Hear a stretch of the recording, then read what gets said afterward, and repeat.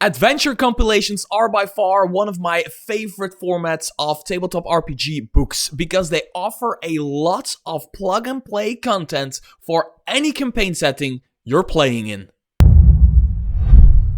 Hi there fellow roleplayers and game masters, my name is Mr. Tarask and today I want to talk about Tales from the Wastes by Kobold Press. The reason I want to talk about this is very simple because last week I did a review on Wastes of Chaos, a book by Kobold Press that is basically essentially a guidebook, a source book, a book to help you build wastelands in your own campaign setting or in the Midgard campaign setting or wherever you are playing. It has a lot of great content in it, make sure to check out that review. But together with that book, this book came out, Tales from the Wastes, which are a bunch of short form adventures that you can place in any wasteland anywhere in your campaign. So I want to quickly talk about the physical book and what you get for your money and two things that I find a little bit strange about it, and then I want to open the PDF and just look into one of the adventures that really stood out to me for its storytelling and its just main atmosphere.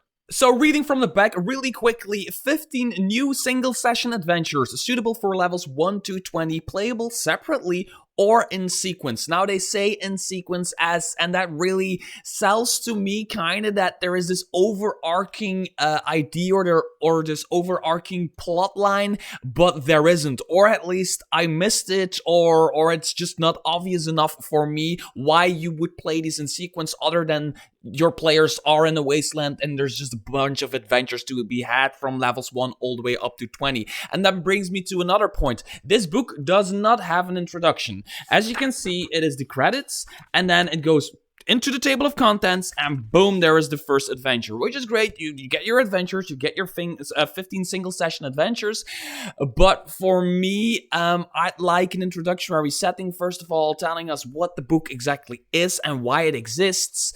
Just somebody saying like, hey, have fun with this book, this is why we created it, but also telling us like how you could tie these together, maybe these adventures, if there is an overarching thing, that just some ideas and maybe some plot hooks to like tie these together into a bigger campaign. That would have been very, very, very helpful. Another weird thing, and that might be just me nitpicking or missing something or whatever, some of these adventures name places and NPCs from the Midgard campaign setting, and others don't.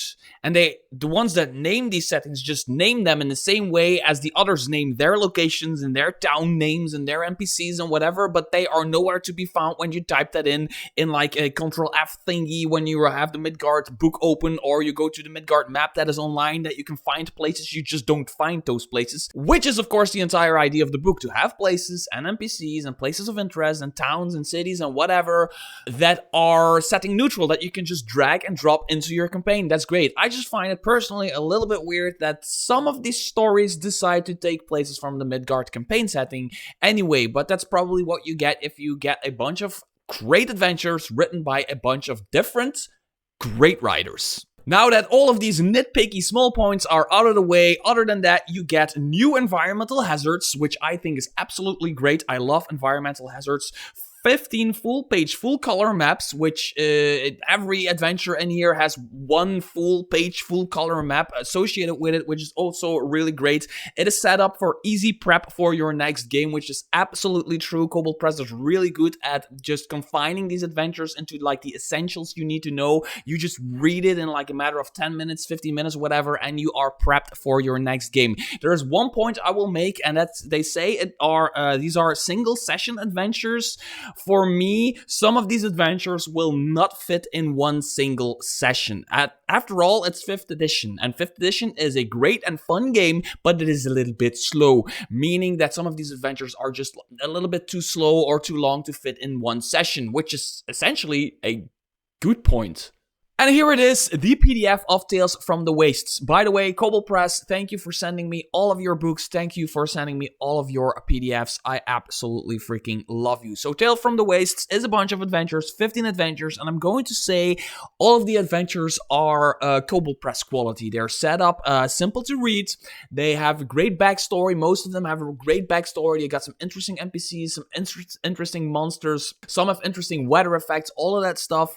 But there's one that stood out for me. I read almost all of these, but one really stood out for me, a level 6 adventure, No One Leaves. And the reason for this is because it is a story within a story, but it is also not linear. The players can kind of decide for themselves how this plays out and all of that. So every adventure has an adventure background, it has adventure hooks, it has a full-blown map associated with it. So these are a bunch of holding cells for gladiators, and this is a gladiator arena where the gladiators need to fight, right?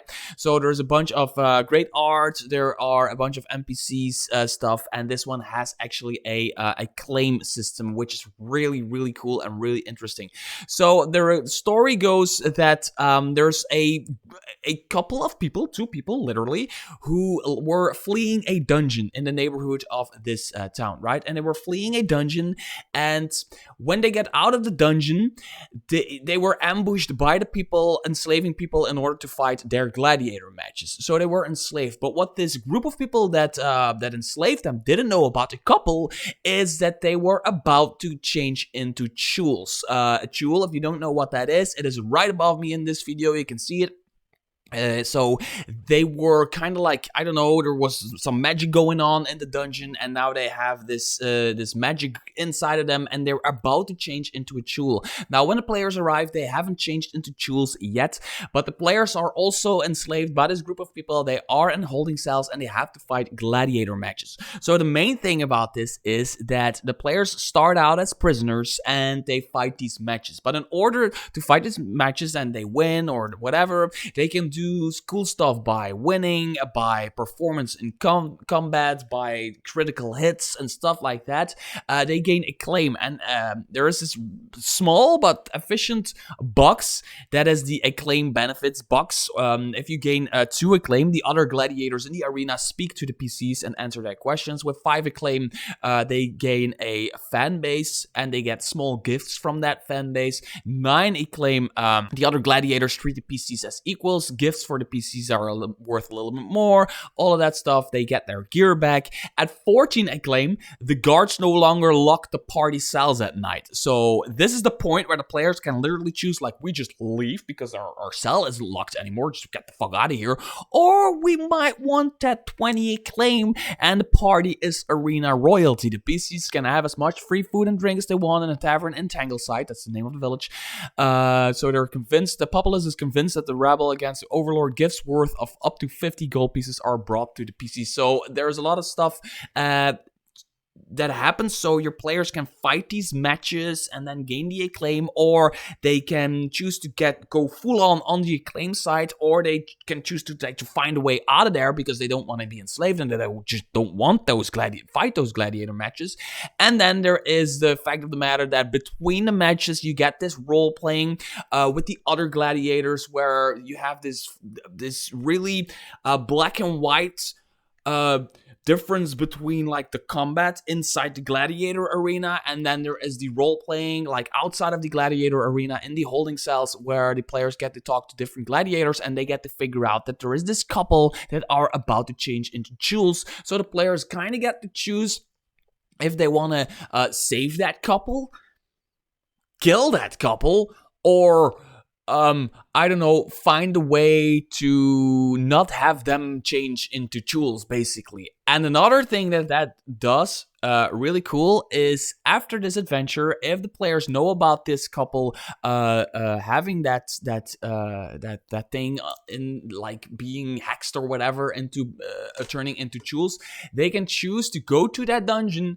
where that happened, and you basically have an ID, you have an adventure hook for your next adventure, because there might be some interesting stuff inside of that dungeon that gives you the power to change into a chule or something like that. You can fill that in for yourself as a game master. And that's about it for Tales from the Waste. There's 14 more adventures. Most of them are really great. You can play them back to back, but they don't really have an overarching story. Other than that, they all are plug and play material for your campaign. So if you have a campaign setting that has this vast wasteland going on, or you want to add that to your campaign, Tales from the Waste is a good way to get your players involved and interested in going there and doing stuff. So until next video, bye-bye.